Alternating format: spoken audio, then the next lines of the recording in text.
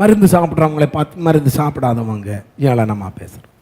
ஒரு பிரபலமானவர் ஒரு பெரிய கான்ஃபரன்ஸில் வந்து என்கிட்ட சண்டை போட்டாங்க. மற்ற எல்லாரும் ஊன்னு அங்கே சண்டை நிற்காது.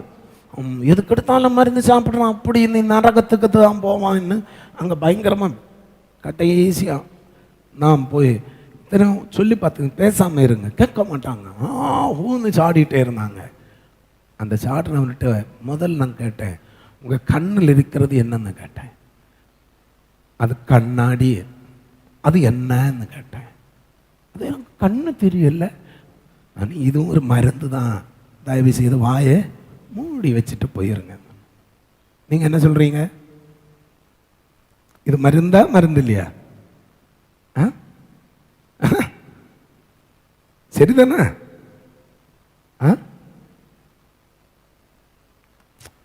நம்ம அடுத்தவங்களை பேசும்போது ரொம்ப கவனமாக பேசணும். அவங்க ஒரு முக்கியமான ஒரு ஊழியர் தான். கடைசியில் அவங்க இருந்த எல்லார்ட்டையும் ஏசா சம்பாதிச்சுட்டு இப்படி என்ன ஏசிட்டாங்க. அதானே நான் தப்புன்னு சமானப்படுத்த பார்த்தேன், முடியல. சொன்னேன், உங்கள் கண்ணில் இருக்கிறது என்ன? கண்ணாடி. கண்ணாடி மாற்றுங்க. இல்லை எனக்கு ஒன்றும் தெரியும். கண்ணு தெரியாததுக்கு மருந்து தான் எது? வசனம் தெரியல, கர்த்தருடைய திட்டம் தெரியல. அதுக்கு உடனே அங்க ஒரு ராஜா வைத்தியரை தேடி போனான். வைத்தியர் என்று தமிழ்ல தான் சொல்லி இருக்கிறது.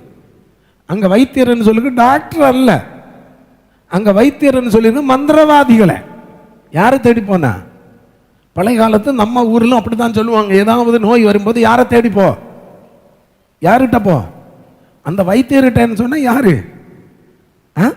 ஏதாவது ஓதி எடுத்து கட்டுறவனை தான் அந்த காலத்தில் என்ன சொல்லுவான்?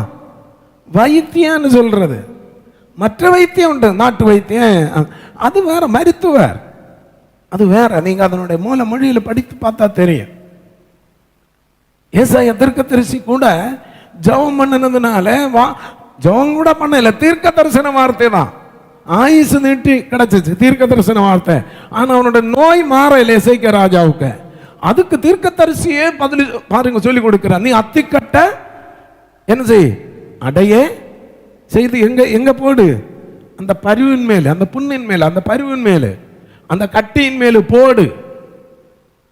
ஹல்லேலூயா. அப்போ ஏதோ ஒன்றை வைத்து எல்லாம் அப்படிதான் சொல்லி நம்ம என்ன செய்யக்கூடாது? தீர்வுக்கு வரக்கூடாது.